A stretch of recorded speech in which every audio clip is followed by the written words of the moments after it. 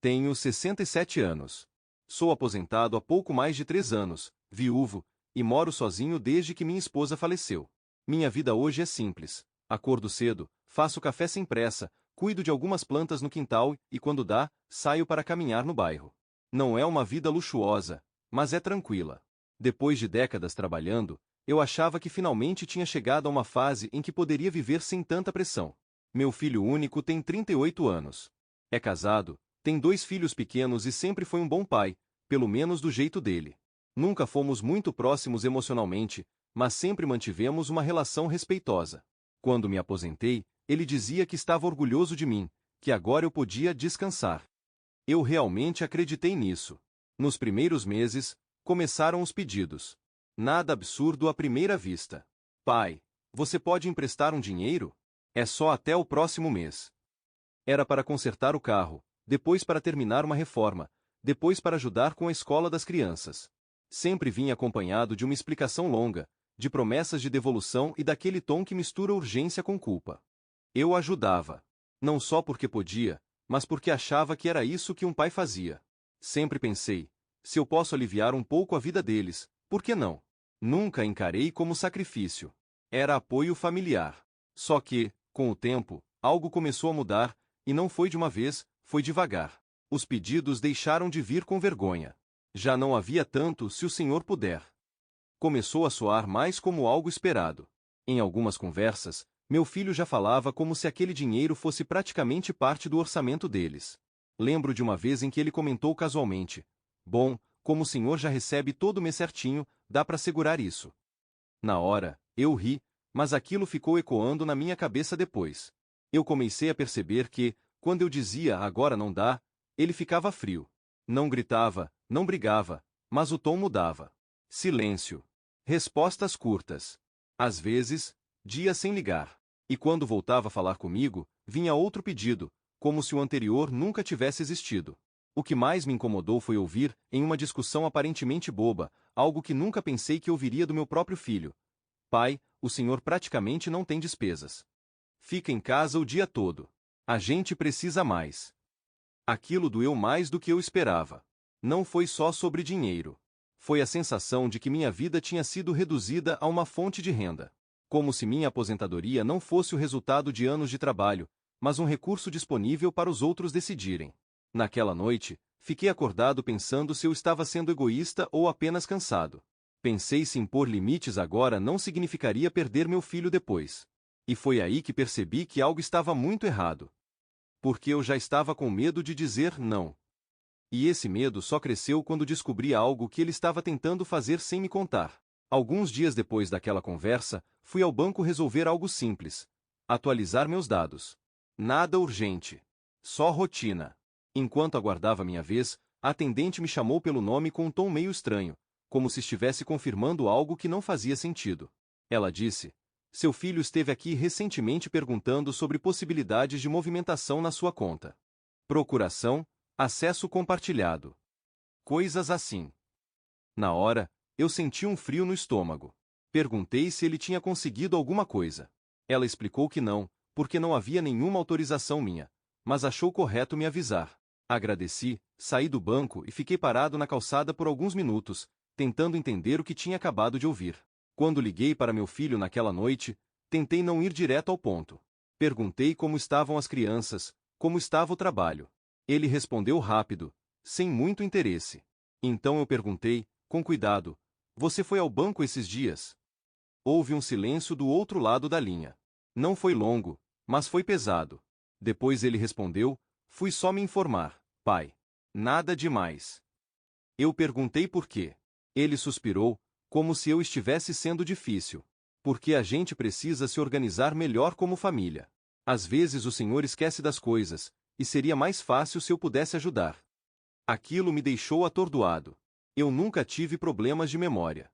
Pago minhas contas em dia, faço meu controle, sei exatamente quanto entra e quanto sai.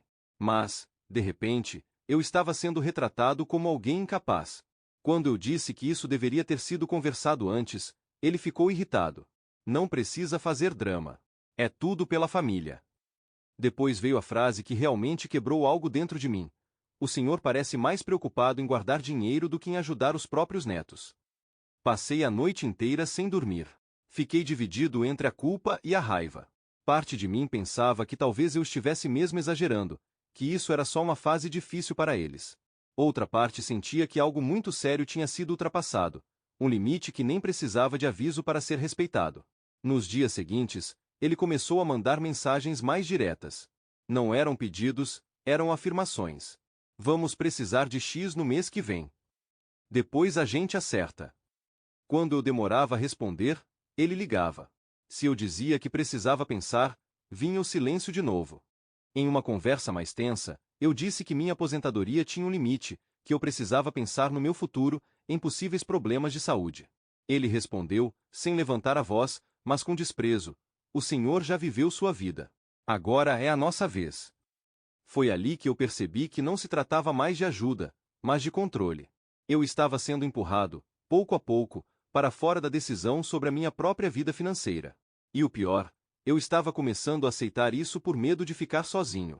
A gota d'água veio quando recebi uma notificação estranha do banco sobre uma tentativa de cadastro digital relacionada à minha conta. Nada tinha sido aprovado, mas ficou claro que alguém estava tentando avançar sem meu consentimento. Naquele momento, algo mudou em mim. Pela primeira vez, não senti só tristeza ou culpa. Senti uma necessidade urgente de me proteger.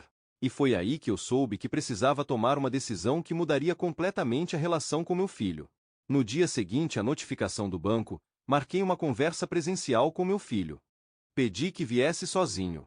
Não queria discussão na frente da nora ou das crianças. Quando ele chegou, sentou no sofá como se estivesse entrando em mais uma conversa difícil, mas previsível. Eu, por outro lado, estava exausto de engolir coisas. Fui direto ao ponto. Eu sei que você tentou acesso à minha conta. Sem falar comigo. Ele não negou. Deu de ombros. Pai, eu já expliquei. É para facilitar. O senhor complica tudo. Respirei fundo e disse algo que nunca tinha dito antes, com aquela firmeza que a gente só encontra quando já passou do limite. Minha aposentadoria não é um fundo familiar. É o dinheiro que eu tenho para viver. Ele se levantou. Começou a andar pela sala, nervoso. E a família? O senhor acha justo ver a gente apertado enquanto o senhor guarda dinheiro? Eu respondi, com a voz mais calma do que eu esperava. Justo é respeitar. Ajudar quando eu posso e quero. Não quando me pressionam. Foi aí que ele me chamou de egoísta. Disse que eu estava mudando, que antes eu não era assim. Disse que eu estava abandonando os netos. Cada palavra doeu, mas, estranhamente, já não me desmontava como antes. Pela primeira vez, eu conseguia ouvir sem ceder. Expliquei que já tinha tomado providências. Mudei senhas, bloqueei qualquer tentativa de acesso por terceiros e consultei um advogado para deixar tudo documentado. Não por vingança, mas por segurança. Disse que continuaria presente como pai e avô, mas que financeiramente as regras tinham mudado. O rosto dele fechou. Então é isso? O senhor prefere papel e advogado do que sua própria família? Eu respondi algo simples, quase sussurrando: eu prefiro paz. Ele foi embora sem se despedir. Não respondeu mais minhas mensagens. Nos dias seguintes, o silêncio foi pesado. Nenhuma ligação, nenhuma foto das crianças, nada. Eu me peguei questionando se tinha ido longe demais, se não tinha sido duro demais. Mas, ao mesmo tempo, algo dentro de mim estava diferente. Eu dormia melhor. Voltava a caminhar sem aquele aperto constante no peito. Não sentia mais medo quando o telefone tocava. Hoje, a relação ainda está distante. Não houve pedido de desculpas, nem reconciliação bonita. Só uma espécie de pausa desconfortável. Eu sinto falta dos meus netos, sinto falta do meu filho como ele costumava ser, ou como eu achava que ele era. Mas também recuperei algo que tinha perdido sem perceber: minha dignidade. Pela primeira vez, eu não me sinto culpado por cuidar de mim. Não sei se fiz a coisa certa. Só sei que, se eu tivesse continuado, teria perdido mais do que dinheiro. Talvez tivesse perdido a mim mesmo.